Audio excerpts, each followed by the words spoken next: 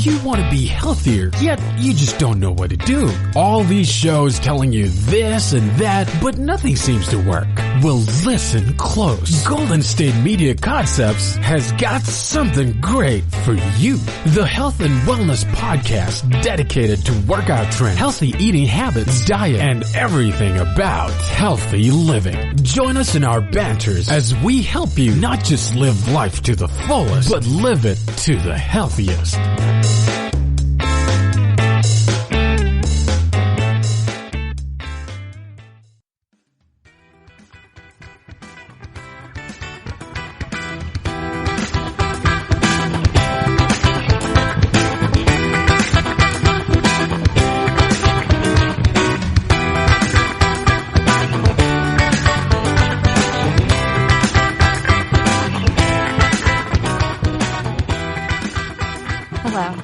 Thank you for tuning in to the GSMC Health and Wellness Podcast, brought to you by the GSMC Podcast Network. I'm your host, Alex Fry. If there's one thing I cannot handle about winter, aside from how cold it is, it's what it does to my skin. I'm wind-chapped right now. My skin dries out so much easier. I feel like my lips are constantly chapped, no matter how much water I drink or how much lip balm I use or don't use. Tried both methods. It is just not having it. So I'm sure a lot of you are in the same boat as me right now. And today we're going to talk about skin.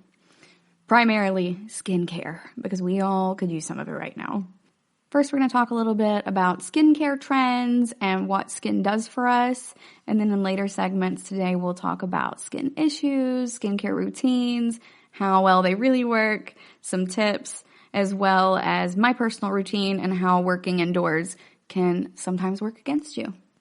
I think a lot of times people tend to think of skincare as primarily in the facial context, but we are going to talk about total skincare today. So let's start with a couple of skin facts. What is skin? Well, it's kind of important because it is the largest organ of the body. We don't tend to think of skin as an organ, but it totally is. And it's part of the integumentary system. So in humans, that's going to be your skin, your hair, your nails, stuff like that. So it protects against external damage. That includes things like getting scrapes, getting cuts, or even getting bacteria or other microbes, working its way underneath the skin and into your immune system.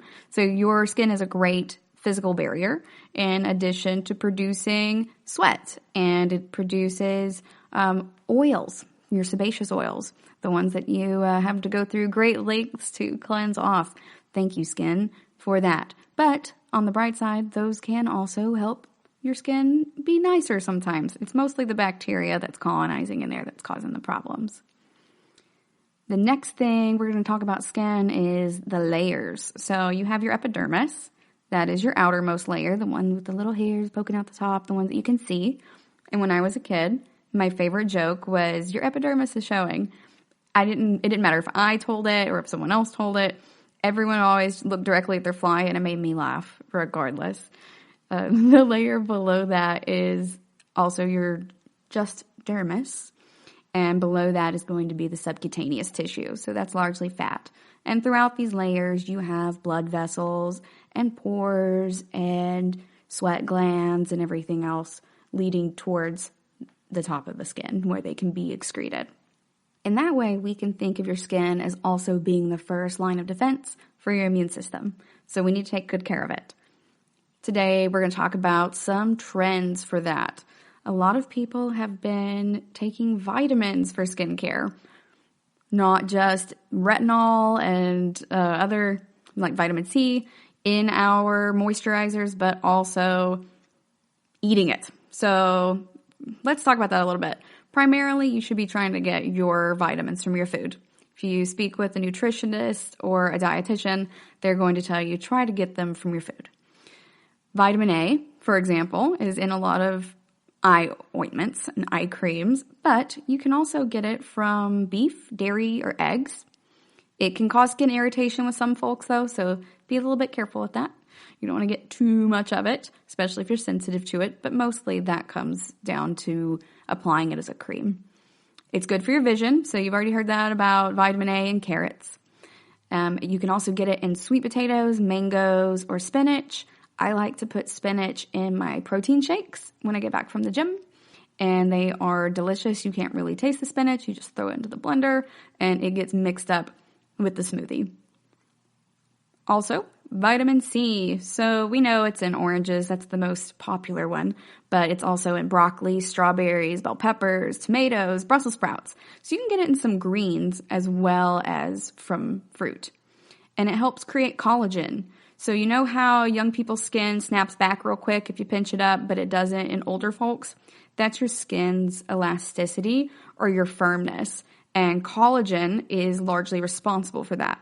So drink that fortified orange juice, make sure you're eating these actual foods that have it in. That also helps a lot with vitamins that have to be processed in different ways. Some are fat soluble, some are water soluble. So eating them helps ensure that it's going the right way for you. Vitamin K is also very important. So you can find that in cabbage, kale, milk. I know I mentioned kale again. I'm sorry, guys. But there are different ways that you can eat kale. You can put it in a kale soup with some sausage and stuff. It makes it a little bit easier. My tita makes one. It is amazing.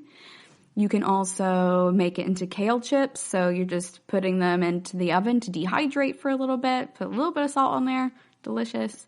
And you could use it like I do in the smoothie instead of spinach. Toss some kale in there. And that way you're not having to taste the kale, but you are getting the benefits of it.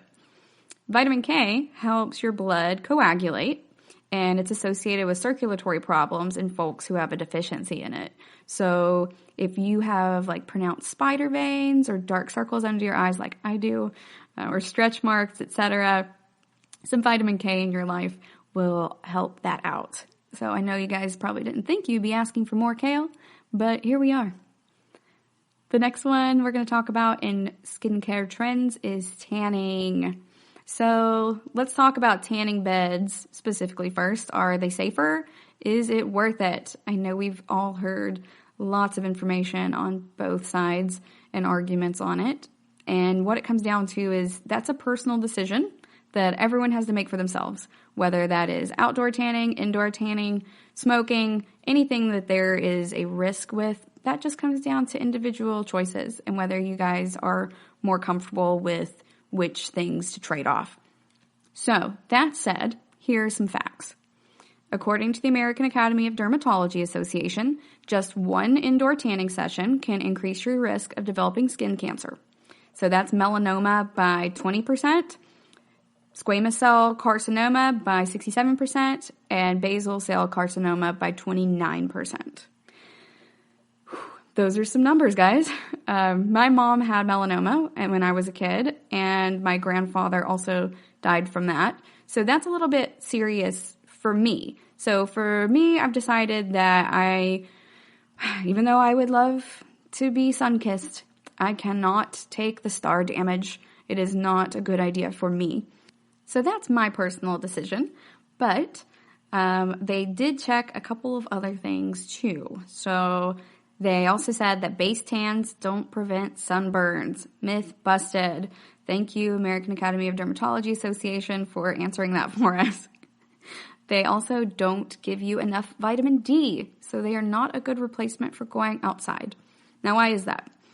Well, vitamin D is made using UVB rays, and tanning bulbs are primarily UVA, whereas the sun gives you both. It really comes down to whether tanning is very important for you, and if it is, you should probably just go outside and do it. I know that's hard in the winter time, but it's going to be healthier than going into a tanning bed. And don't let them tell you at the tanning bed that it is healthier for you to be in there. The science does not support that. The last one we're going to talk about today in those trends is going to be more deodorants, fewer antiperspirants. So that's not me telling you guys to do that. That's just me saying what the trend is. Antiperspirants contain aluminum. That's the difference between them and deodorant. And they work by aluminum salts plugging up your sweat glands so that you don't sweat as much. And it reduces odor by blocking the bacteria that causes odor. They don't go further into the skin, though. That's why they like to put them into antiperspirants because they don't burrow in or anything. They're still at the top of that skin barrier. They're just on the surface.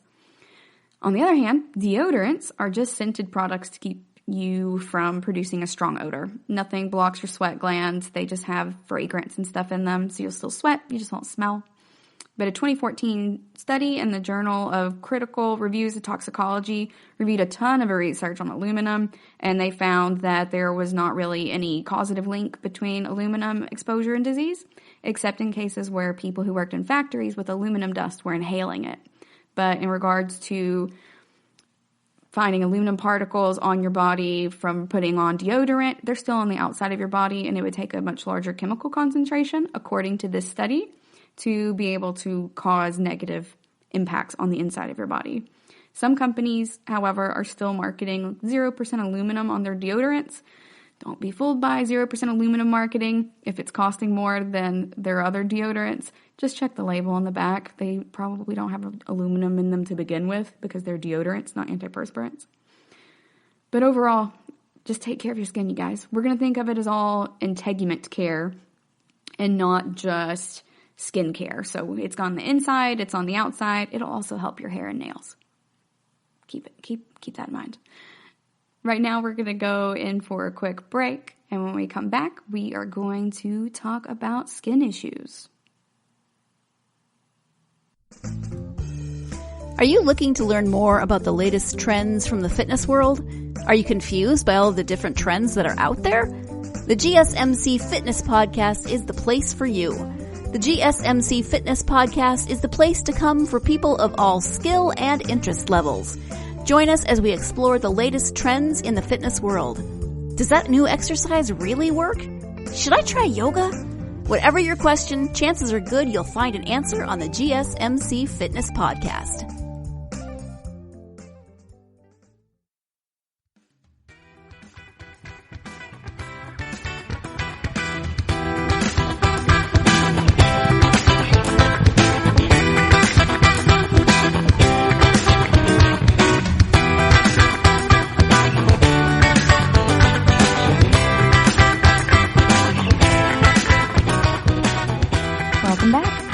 Before the break, we were talking a little bit about skincare routines that are trending in this next year, what skin really is and how it protects us.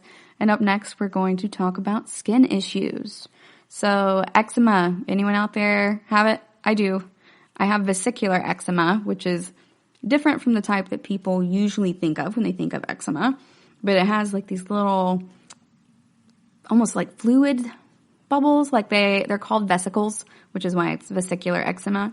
And if I touch certain types of chemicals or citrus or anything like that, then my hands immediately break out. It's not great, but it's also affected by stress. So rosacea and psoriasis are very similar in that type of manner. So we're going to talk a little bit about the differences between those. Eczema in general it's usually talked about as atopic dermatitis. That's the most common form of it and what you think of when you think of eczema. And it's where your skin gets inflamed or cracked or itchy, and you sometimes get types of blisters from it. About 31% of people in the United States have eczema. So that's a lot of folks, you guys. Rosacea, on the other hand, is also a common skin condition, and that's the one where it looks like you have these small visible blood vessels in your face, and it looks like you're kind of blushing a lot, and those symptoms can flare up for a little bit and then go away for a while. Whereas psoriasis causes your skin cells to multiply faster than normal, and that makes the skin build up into little bumpy red patches covered with white scales. And those can grow anywhere, but a lot of folks are affected with those on their elbows, their knees, their scalp, their lower back, stuff like that. So those things are treatable. They also react poorly to stress and other environmental factors. So we want to make sure we take good care of our skin if we have eczema. One of the ways you do that is by using appropriate lotions that are not highly fragrant. So also be careful with fragrant soaps. You have to be careful around when you're doing the dishes, because anything that dries out your skin more than normal causes some problems with that. It's definitely no fun, but it is not so bad in the long run for a lot of people. Some people really have a rough time with it, but overall, we can do things like if you get it on your hands, we can wear cotton gloves to bed at night. You look a little bit like Mickey Mouse, but it helps. And the cotton gloves help you absorb the lotion, or if your doctor gave you a prescription for your hands, it helps absorb it into your skin. So there are some things that you can do, but generally it's a good idea to see a dermatologist about it if you can. Let's see, skin tags, warts, moles. When should you go to the doctor for those? If they are painful, if they are getting snagged on anything and you think you need to get them removed, or if your moles look flat or dark or regular shaped, or, they're just giving you some weird vibes. Sometimes you just kind of know. Go ahead and go to the doctor. When in question or when in doubt, go ahead and go. You have all kinds of stuff on your skin all the time naturally though, like candida, bacteria, etc. So it's important to also eat a good, healthy diet when you are having some skin issues. Even if you don't have any normally, you want to make sure that you're still taking care of that. So, for example, when some people take antibiotics, especially if they're very strong or their immune system is weak or they have autoimmune disorders, they are much more likely to get yeast infections. Well, where does this yeast come from? Well, candida is already on your body, actually. You can get it in your underarms, in your mouth, in the genital area, and that is just coming from the suppression of the normal bacteria that keeps it in check. So you have that bacteria and the candida already on your body, and they normally will keep each other at decent levels of where they should be, so it doesn't cause some kind of disease. However, if you take those antibiotics, a lot of times they're broad spectrum antibiotics, and that means instead of targeting just the type of bacteria that is causing the major problem for you, it's going to target a ton of different types of bacteria, good and bad. So take those probiotics. It's good to get them from your food, like with yogurt, but if you don't like yogurt, I don't like yogurt, then you can get them in pill form, and that makes it a little bit easier. Now, you're also going to want to take those before you start your antibiotic regimen. A lot of folks don't take them until afterwards. You also need to take them at least 2 hours before or after you're taking your antibiotic, or they just cancel each other out. Yeah, so be very careful with that. The timing is very important for it. Set different timers on your phone for it if you need to keep them straight. I think most phones now, you can also name the different alarms so you know, oh, okay, this is time for my probiotic, this one is for my antibiotic, and all that jazz. And that should help keep your body running pretty well. Calluses. Well, when I was a kid, you guys, I grew up in Appalachia running around the woods, so we all had calloused feet as kids. It was kind of a badge of honor to be able to walk over gravel without wincing. Not so much as an adult now.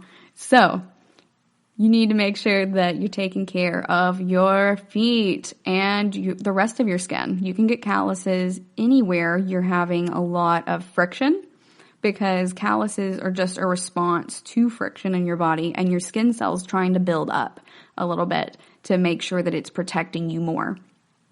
I have calluses on my fingertips from my guitar playing. So on my left hand, the little pads in my fingers have those, and that's okay. I don't soften those actually, because then just playing the guitar hurts more.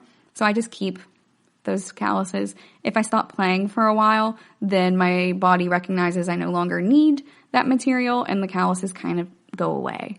But if you have them somewhere on your body, your feet, your hands, wherever, and you're trying to get rid of them, then there are a couple of ways that you can do that. Moisturizing is going to be your best friend in preventing it from happening more. You want to make sure that you always wear socks. So we make fun of uncles and dads who wear sockless sandals, but I guarantee you it's reducing friction on their feet. You're not going to catch me outside like that, but maybe we shouldn't make as much fun of them because it is actually a nice life hack. If you use a lot of hand tools, or you work out a lot, you can use gloves to help you with that. But at the end of the day, if you're doing something like digging holes when I was doing that for anthropology and hauling buckets and screening dirt. There are certain things that even gloves, if they don't fit closely enough, are not going to be able to prevent calluses from forming. So just think about how it's going for you. Do you need these calluses? Is it actually advantageous for you to keep them because you're doing these activities repeatedly? That's what they're for. Go ahead and keep them. Don't worry about it. Everybody is valid in their own bodies. You do not have to conform for somebody else. So if you need calluses, keep them. If you don't, then you can try to get rid of them. You can file them down a little bit. You can use more moisturizers. Make sure you're using moisturizing soaps in the bath as well, and that'll help you out. Up next, addressing skincare issues when your skin hates everything. So I like to use natural skin products anytime I can. I like to use natural products, period, for anything. But coconut oil is one of my go-tos for my skin. My best friend owns her own salon where they do hair and aesthetics. So shout out to Janine for my hair being healthy in particular. But she has taught me a lot about skincare. So with coconut oil, I put it on my lips, my nails, my skin. It goes almost anywhere on my entire integumentary system without making my eczema flare. I highly recommend it. My doctor also had some recommendations for lotions. Some of those I like more than others. I like the coconut oil the best because it feels like it stays on really well, even when it's drying. Whereas some of the other lotions can feel kind of heavy. So I'll use coconut oil in the daytime and I'll use the heavier creams and lotions with my gloves at night. Or if I'm having an eczema flare-up, I'll put on my medication on my hands and then put the gloves on at night. I also avoid hand sanitizer. It doesn't really work that well, you guys. We studied a lot in my microbiology class, and when you wash your hands, friction actually does most of the work in cleaning. So you're going to want to scrub them very well underneath running water. That's going to help a lot, but hand sanitizer at the end of the day can also dry out your skin as they tend to be alcohol-based, and dried, cracked skin messes up that physical barrier that your skin's trying to help protect you with. So then tiny microbes can get in there and give you infections. So I would avoid hand sanitizer if I were you, but you know what is best for your environment and for your body. Just use the facts that you know and make the best decision you can. All right, so we're going to go on a quick break. I'm going to grab some more water to help hydrate and stave off this dry skin in the middle of winter. When we come back, we're going to talk about skincare routines. Tired of searching the vast jungle of podcasts? Now listen close and hear this out. There's a podcast network that covers just about everything that you've been searching. The Golden State Media Concepts Podcast Network is here. Nothing less than a podcast bliss with endless hours of podcast coverage. From news, sports, music, fashion, cooking, entertainment, fantasy, football, and so much more. So stop lurking around and go straight out to the Golden State Media Concepts Podcast Network. Guaranteed to fill that podcast itch. Whatever it may be. Visit us at www.gsmcpodcast.com. Follow us on Facebook and Twitter, and download us on iTunes, SoundCloud, and Google Play.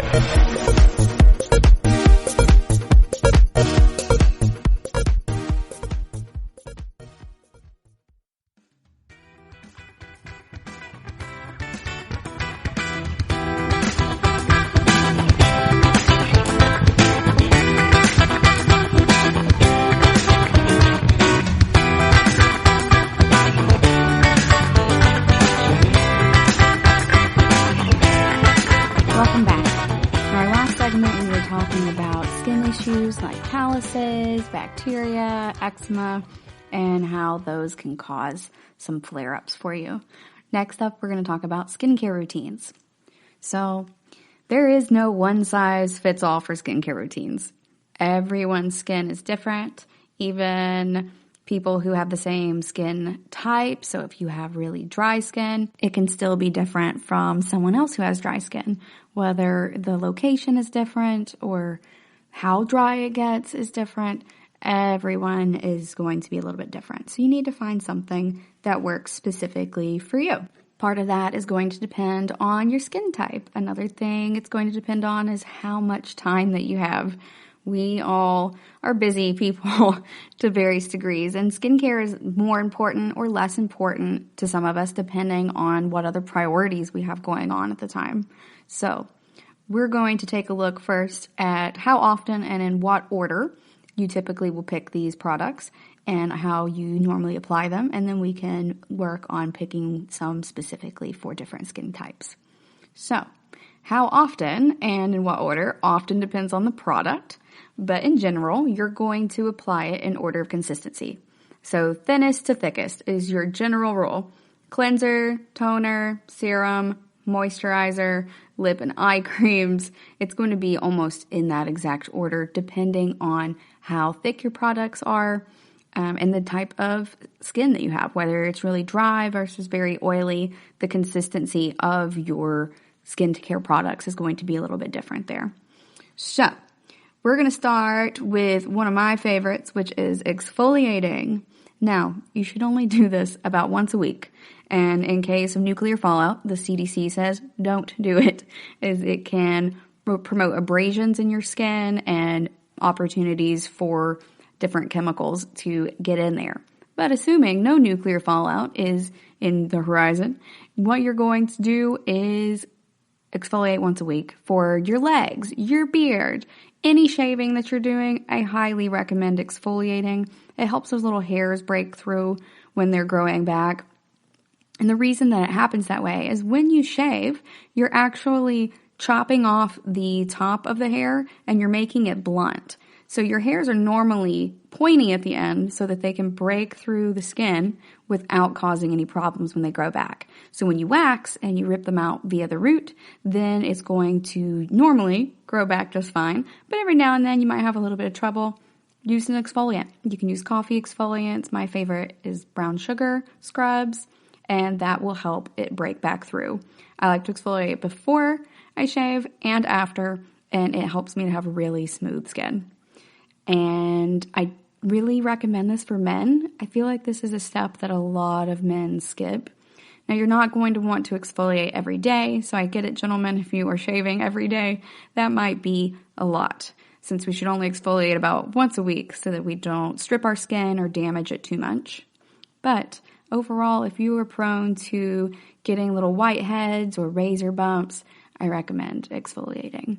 It's just going to help clear up those dead skin cells and help the hairs come back through the top. Similar to exfoliating, you only want to use masks like once a week. So they're supplementary. They're not necessarily necessary to your skincare routine, but they're fun and they can be beneficial. Clay masks in particular can be super drying though, compared to hydrating masks like sheet masks or yogurt masks. So especially use those sparingly, and you don't have to use them on your entire face. If you have a very oily face, go ahead and use it on the whole thing. If you are someone who has more issues with just their T-zone or on your chin, or if you just have random areas that, or it feels random to you, that you tend to get problems. Like I went through a phase in college where I kept getting it on my cheeks. Turns out I just kept touching my face. And that's what was causing it, was sitting with my head propped on my hand during class. So anywhere that is problematic specifically for you in regards to excessive oil, go ahead and you can use the clay mask there. You can then follow that up with a hydrating mask for the rest of your face. But I also like to use the hydrating mask to make sure that the clay didn't dry out my skin too much. So I'll use that after. The next one is going to be cleansers. So cleansers are there to help you strip off the dirt. It's just the first washing level of it. Make sure that you're really careful not to have a lot of exfoliants in that, because even if it's not a full-on scrub, you just don't want to exfoliate too much. Now, you can get a cleanser that's a foaming liquid if you have oily or acne-prone skin. If your skin is dry, red, or you're prone to eczema like I am. I don't get it on my face, but I do get it on my hands. Then you would do a cream or a lotion. So that's going to help wipe away impurities, but also hydrating your skin some. If you have sensitive skin, you can use an oil-type cleanser. I know it sounds super weird to put an oil on your face to get more oil off. But remember, oil and water don't mix anyway, and a lot of that is just going to be the light motion that you're using with your washcloth as you are getting that off of your face. A lot of them also don't block your pores. So they call that non-comedogenic. So it should be non-pore blocking. It shouldn't cause you to get blackheads or anything like that. This one is also really moisturizing, and it's usually well tolerated by a lot of people. Keep in mind, too, that when you're pulling your makeup off, a lot of new products are oil-based for getting the makeup off, especially if it is on your eyes, because waterproof mascara makes it a lot harder to get it off with water-based products. So it makes sense in that way. If you are older and you have more mature skin, you're not getting as much of a snapback on your skin and stuff, then you can use a melting balm. So it kind of melts into a liquid when you rub it on. Check those out. They can be used without water as well, and also for removing makeup. Now, after cleanser is going to be your toner. If you decide to use toner, it's also like masks and exfoliants where it's kind of a bonus. It's more meant to make sure that your skin is healthy and hydrated rather than what it used to be thought of, which was those astringents in the 80s and 90s. Some of you may remember using witch hazel and some of those other astringents that were to help tighten up your skin and reduce inflammation. Toners today, though, are more there for like supplemental use, so it helps your other materials absorb better, or it can, and it helps balance your complexion. But you don't have to get them. If you do, a lot of people prefer the ones with hyaluronic acid or rose water, especially if it has like rose hips, then it can be good for people who have rosacea. So I recommend using one of those. Now, after you get your toner on, then you do your serums, and then you do your moisturizers and your eye and your lip creams, just to make sure that everything is sealing in very well. That's why we do them in the specific order. If you're going to be going outside, you should definitely also be including sunscreen in your makeup routine. And even if you don't wear makeup, go ahead and put that in your skincare routine. So sunscreen is going to help prevent those fine lines and wrinkles and any changes in how your pores might look. And of course, it also prevents skin cancer. So the recommendations from dermatologists are that you get a moisturizer that has a minimum SPF of 30. And there are two different types of sunscreen. They're the kind with chemical barriers, so those absorb into your skin to counteract the UV damage, and those should go on first onto clean, bare skin before any of the rest of your makeup routine or your toners, your serums, your moisturizers, etc. Now, the other one blocks the UV rays physically. It's more preventive, so it does not go past, the first level of your skin. It's just meant to block the UV rays from getting into your body to begin with. So a mix of both is best. Zinc oxide and titanium dioxide are the physical ones, and the chemical ones are oxybenzone or octinoxate. So check the backs of the labels, find one that works well for you. I have a separate one for my face versus for my body, like when I'm going to go swimming. And I also have a moisturizer that has an SPF in it. Even if I'm just going from here to the gym, I've gotten a sunburn before driving down the road because my windows aren't tinted. So just keep your other variables in mind for your lifestyle when deciding which kind to get. The last one is twofold. Take off your makeup, y'all. So from clogged pores to styes, it can be a headache. Now, I am just as guilty as anyone else of not wanting to deal with that at the end of a long night. But if you get out 100% cotton washcloth, make sure it's not too rough on your face, go ahead and just wipe that off at night. Just have a go-to for wiping it off, and at the very least, just putting a moisturizer on afterwards. If you're using a washcloth though, make sure that you do change that every day. Bacteria love moisture, and you're literally wiping bacteria off your skin and onto the washcloth. So even if you rinse it out and you wring it out, that's not going to be enough to keep that as clean as you need it for your face. It's like you're kind of reinfecting your face with the tiny bacteria you can't see. So use a fresh one. All right, guys, we're going to go on a quick break, and when we come back, we're going to talk about whether these products work. The GSMC Life and Happiness Podcast takes you on a journey of exploration. We'll discuss tried and true methods alongside the latest trends of how to best live your life to its fullest and happiest. From psychology to meditation, science to self-help books, the GSMC Life and Happiness Podcast will help you to discover what makes you happy and how you can live life being the best you possible. Download the GSMC Life and Happiness Podcast on iTunes, Stitcher, SoundCloud, Google Play, or anywhere you find podcasts. Just type GSMC in the search bar.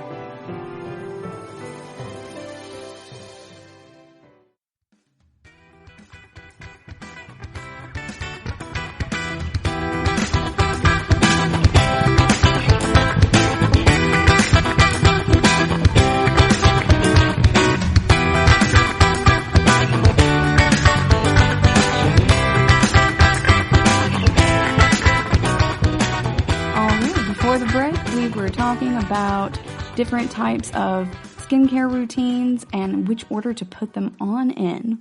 Now we're going to talk a little bit about how these work, what's going to maximize the likelihood that your skincare routine will work for you, and also whether these products in general work.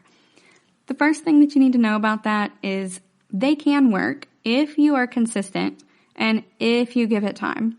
So we talked a little bit last time about the 21-90 rule for making habits, and that is to make sure you are doing that action for 21 days to help form the habit to begin with, and then do it for an additional 90 days to really cement it. For example, for skincare products, you need to be doing that for a minimum of 6 weeks, at least once or twice a day, to see a noticeable difference. Now, that's not a Monday through Friday routine. It's not a weekend, just self-care routine. You have to do it every day, and you have to be consistent about it. And you also just have to give it time. I know that 6 weeks or more might sound like a big time commitment, but really it only takes about 5 minutes to do this once you get used to it and you get rolling. So you're only committing to about 5 to 10 minutes a day for the entirety of that 6 to 8 weeks. And if you use the same products every day, you should notice a noticeable difference in 6 to 8 weeks. If you don't, those might not be the products for you. Try another one. I have a subscription to a makeup and skincare company, and they send me new stuff in the mail once a month. I'm sure a lot of you guys have similar products at this point that you are subscribed to. And I like to just go ahead and try those samples for 6 to 8 weeks.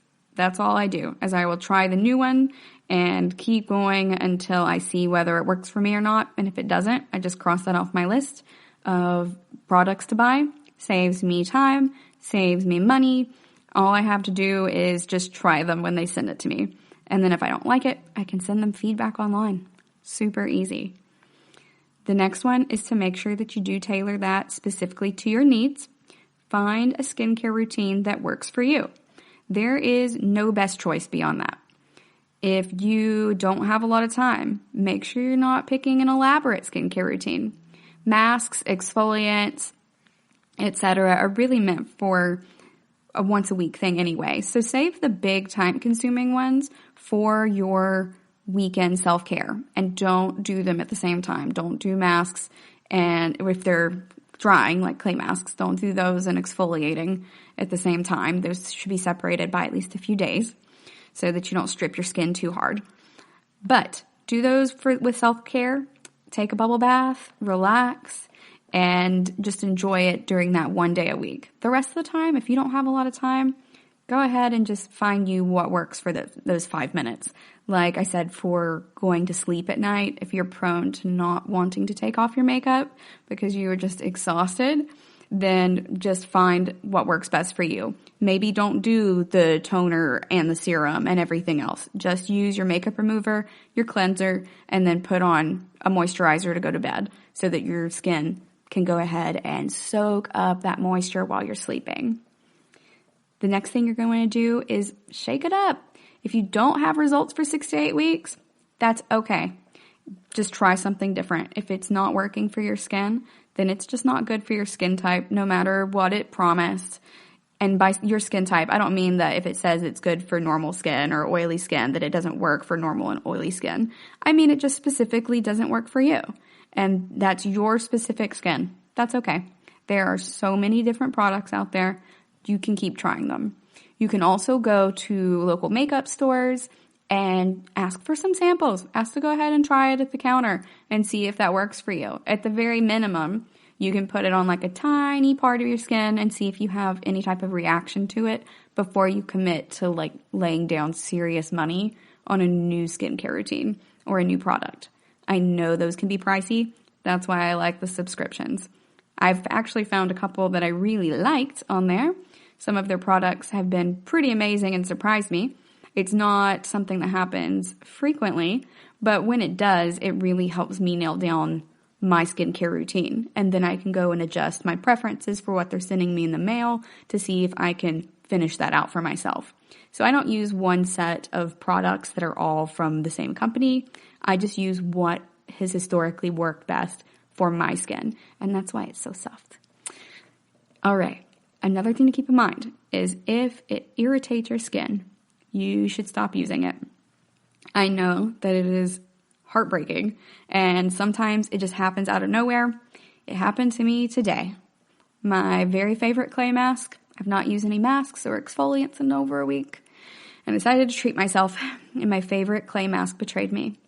My face, while it was on, felt fine, just like normal, and it felt, dry like always when the clay mask was finished pulling the impurities from my face and it had dried out. But after I washed it off, my face stayed like pinkish red all the way around where the mask had been. It was like I had a little pink mask on my face still. And unfortunately, I will not be able to continue using it. But it's okay. I'm going to try another mask. I have charcoal masks. I have other types of clay masks. There's like 4 different types of clay masks in there, I think. So it bums me out. It's my favorite one, and it smells really great. But when it's irritating your skin, you've got to let it go. And I checked for other variables like the temperature of the water. I used cool water to get that off of my face so it wasn't the water. I didn't scrub hard or anything. And it stayed pink for a while. I was a little bit concerned about doing my under-eye hydration and my serum and stuff afterwards, but I gave it a little bit for my skin to not get any pinker, and it was totally okay. So if it's not working for you anymore, that's okay. It's 2020. If it's not serving us, we're going to try something different. Now, the part of my skincare routine that I usually get questioned on the most is eye creams. I love eye creams. Now, I don't necessarily get the ones with retinol in them because I do sometimes have sensitive skin, so I have to be careful about that. But I absolutely love them. They are not necessary, but if you have specific concerns about your skin, like I have puffiness under my eyes and dark circles sometimes from just not getting enough sleep. I have some trouble with insomnia, but for me, that helps me out a lot. The skin underneath your eyes is really thin and delicate. It's more prone to irritation than a lot of other areas of your skin as well. So just be very diligent in researching what you're going to pick for it and be careful with the application. Even if it says it's safe for your eyes, don't get it in your eye. It's meant for the skin on your eye.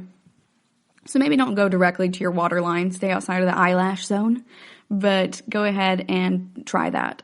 I put it on in the morning and at night, but a little bit thicker at night so that it really has time to absorb. You don't really want to walk around with a stack of eye cream under your eye during the middle of the day, especially if it is a work day, but that really helps a lot. So it's not necessary. I don't have anything crazy In mine, it's mostly just meant to be additional moisturizer. So speaking of moisturizer, that is another question that I get a lot. I hear people saying, hey, Alex, this moisturizer did not work for me, or the one that I use actually surprises some of my friends who have different skin types from me in that they're able to use it as well. And it doesn't bother their skin. That's because the one I use doesn't have any fragrance in it, and it doesn't have anything extra crazy in it. It's overall body moisturizing, but I also use it on my face because it works for me. That is the one that I found that worked the best. However, when you're picking your moisturizer, also try different things based on your skin type. So if you have oily skin, try a mostly water-based gel moisturizer that's going to absorb quickly. It's not going to make your skin feel heavy, like you have like a lot of product on your face, really, is what it comes down to. I can't handle that feeling. So get a water-based one that's going to help you a lot if you have oilier skin. So-called normal or combination skin, lotion, that's your classic moisturizer. Go ahead and stick with that. If you have dry skin, you're going to want a cream or a soft cream. It's heavier than lotion. And if you have inflamed or sensitive skin that's not acne prone, then you're going to want to use a balm. So it's that one that melts a little bit, like what we were talking about earlier. All right, guys, we are going to go ahead and go on another break. And when we come back, we're going to talk about the most important skin tips. I will talk to you here in just a minute. Are you tired of the same old news? Are you sick of the seemingly endless political spin and negativity? The GSMC America Still Beautiful podcast is a weekly news podcast covering all the top positive and uplifting news stories. We cover stories that will inspire, uplift, and remind you of the good in the world. Tune into the Golden State Media Concepts America Still Beautiful podcast to get all the great and positive news stories of today. Download the GSMC America Still Beautiful podcast on iTunes, Stitcher, SoundCloud, Google Play, or anywhere you find podcasts. Just type GSMC in the search bar.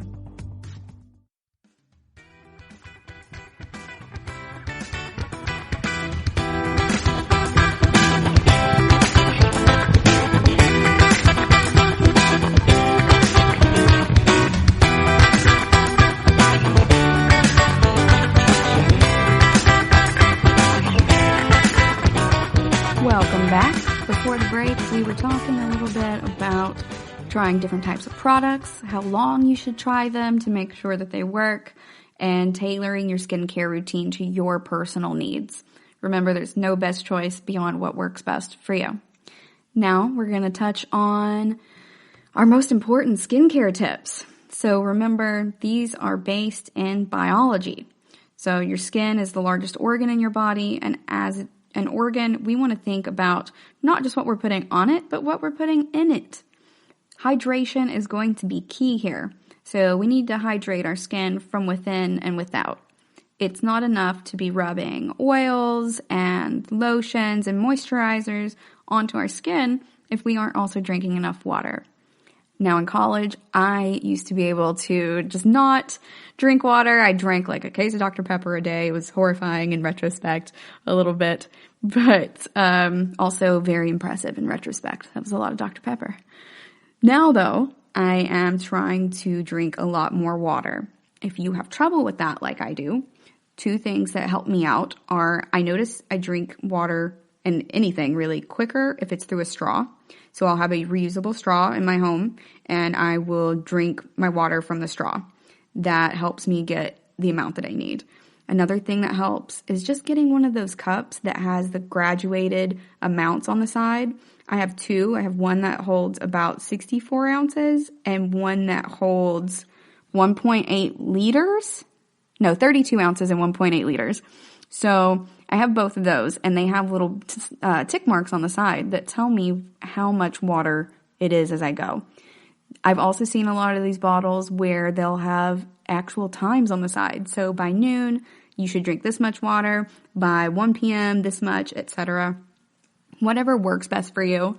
Some guys in my office used to just literally take gallon jugs of water, and since they were like 6'5", it was just like a regular size cup for them, and they would drink out of that container, and they would just do 1 to 2 of those a day. think it was at least 2. And it was actually very impressive to see how many times they filled it up after they built that habit. They also ended up making a competition out of it. So that really worked best for them. If you have a really competitive nature, maybe get a friend in on it and you guys can snap each other back and forth pictures of how much water you've had that day and just make it a friendly competition. There don't have to be any prizes, but there can be. Just depends on how competitive you guys are and what motivates you. So try different methods until you figure out what works best for you. Also keep in mind that the 8 glasses a day that doctors recommend is actually your baseline. So you should have 8 glasses a day if you're not doing anything else. If you are exercising or you're going to be out in the heat a lot or anything that would require more water or makes you thirsty generally, you need to add that on in addition to the 8 glasses of water a day. It's not like, oh yeah, I drank all my water today because I went for a workout and now I got in all 8 glasses. You need to drink a little bit more water than that because you're also replenishing what you sweat out at that point. So make sure you're drinking extra. Your body will find a way to use it, and the more you drink, the less you're going to retain. The next thing to keep in mind is going to be your beauty sleep. So now we think of beauty sleep as being not getting enough rest or the goal of getting enough rest, but originally it meant going to sleep before midnight. So the colloquial use of that phrase has changed over the years, and now we're just like, oh, beauty sleep is just getting enough. So that's what we're going to roll with in our definition here. But sleep is actually really good for your skin.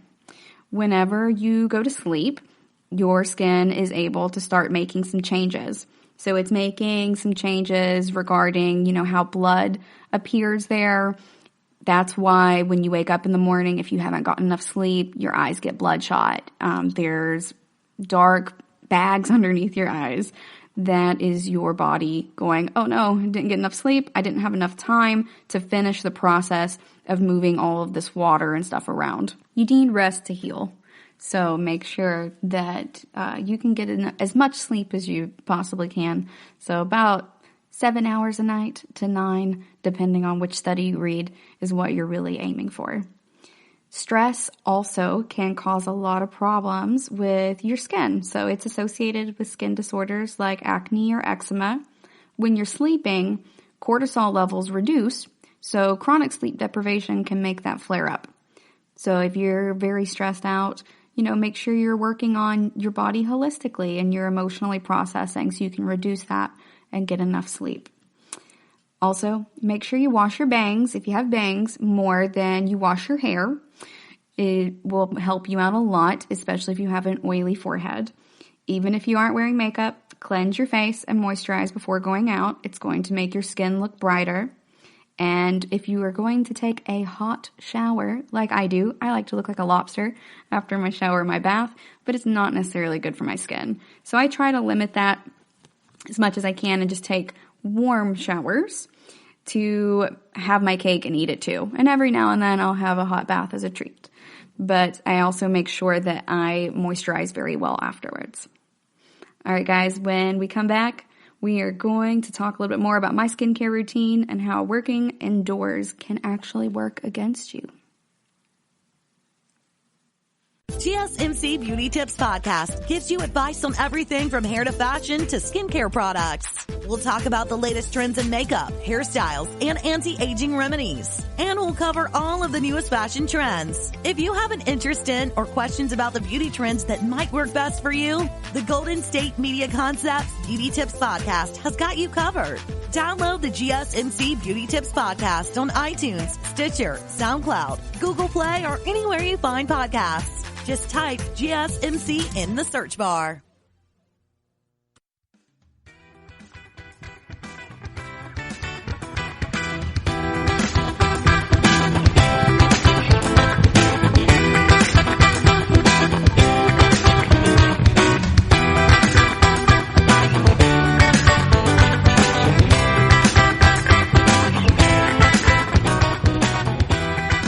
All right, welcome back.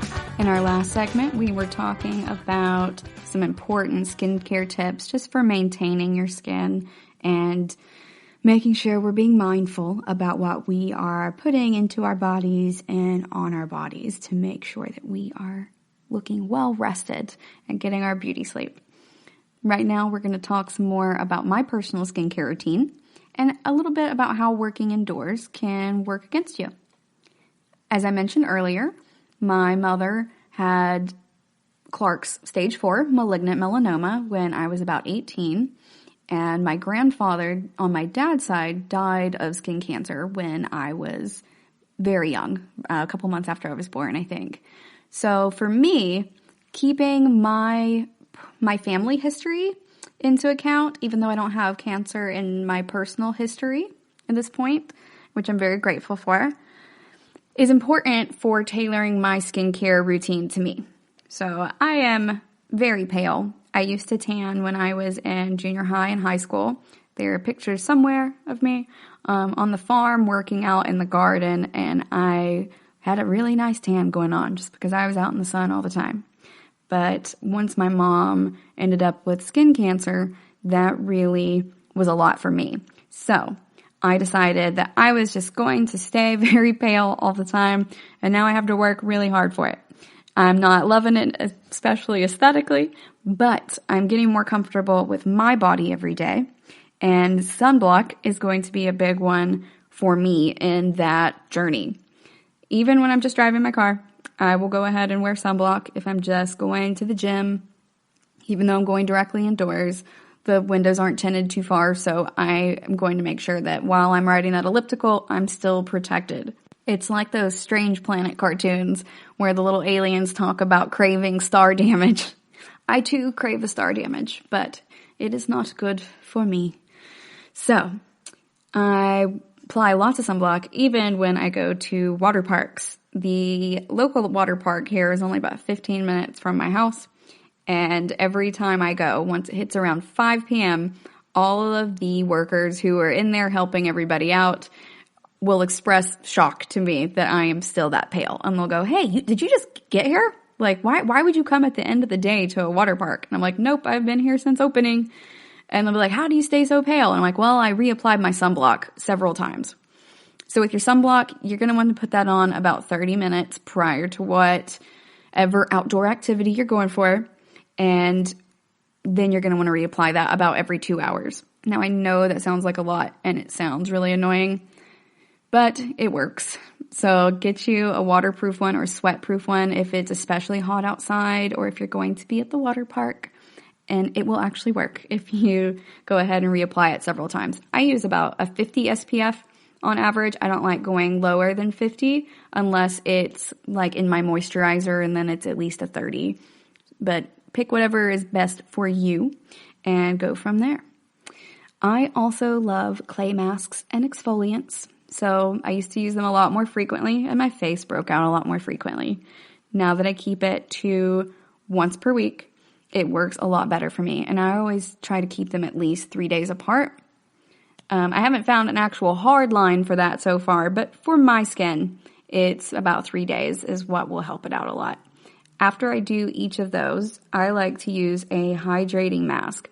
I have sheet masks. I have yogurt masks. Sometimes I'll make my own out of Greek yogurt and some avocado, some honey. It just depends. Whatever I have in the house that's good for restoring moisture to my body and also for, like the honey is supposed to be a natural antimicrobial. I'll put that in there too. Now, garlic is also supposed to be a natural antimicrobial, but I don't recommend putting that in your face masks. I have also put cinnamon and nutmeg in a face mask before from one I found on the internet. I was looking over some different recipes for face masks and DIY skin and hair care. That one burned my skin a lot. Like, it didn't leave a lasting, like, physically obvious burn, but while it was on my face, it felt like it was burning, and I had to take it off real quick. So if you do decide to do that, make sure you keep it away from your eyes, but I also recommend not doing that. The next thing that's really important to me is moisturizing. So I moisturize a lot. I like to restore additional moisture, not just after my clay masks, but also whenever I get out of the shower, I actually lotion every single day. It's what makes my skin feel best. I just have a regular Aveeno type lotion, regular moisturizing lotion. It doesn't have any scents to it. And that really helps me out so it doesn't hurt my eczema, and it's not too thick for my face. It's not too thin for my skin. I also have some bath oils that I'll use, or just body oils to put on my body, and it'll kind of lock in that moisture. So I know we think about moisturizer a lot for our faces, but make sure you're getting one for your whole body too. Making sure that it's not scented will help out your skin a lot. It'll reduce the likelihood of irritation if you have sensitive skin. But if you don't have sensitive skin, you go for whatever makes you happiest. I miss being able to go to like Bath and Body Works and getting all of those different types of scents in my lotions. Now I go ahead and use more perfume at this point. Them's the breaks. Just finding one that's not greasy or isn't bothersome to your skin is the most important thing. I also really love my eye creams, as I mentioned earlier, and I've made that part of my regular routine. So anytime I get out of the shower in the morning and at night, I go ahead and use those eye creams. I don't mean that I shower in both the morning and at night, just once. If you shower too much, you're going to strip your skin. It's going to strip it chemically from using too many body washes, especially if you're not using a moisturizing one. And it can also really dry you out. So keep that in mind when you're picking out your body washes and the frequency which you're showering and like the time of day that you're going to the gym. If you're having to shower multiple times a day because of your gym routine, see if you could maybe change up your gym routine a little bit just to give your skin a little bit of a break. We don't want to treat it badly while we're working on the rest of our body. So in the morning and at night, normally what I do is I go ahead and do my cleanser. I don't tend to use a toner. I don't love them. So I don't do those. But I then do my serum and my moisturizer, and I'll go ahead and get that all thick and on there really good. If I'm going to sleep at night, instead of the moisturizer, I might use a night cream. It's a little bit thicker, and it's going to help deposit some more moisture. I personally don't like to wear a lot of makeup. If I'm going to do my makeup, I usually skip foundation and stuff entirely.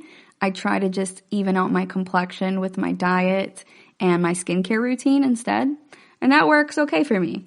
Now, sure, it could stand to be a little bit more uniform, but as far as I'm concerned, I just like having bare skin.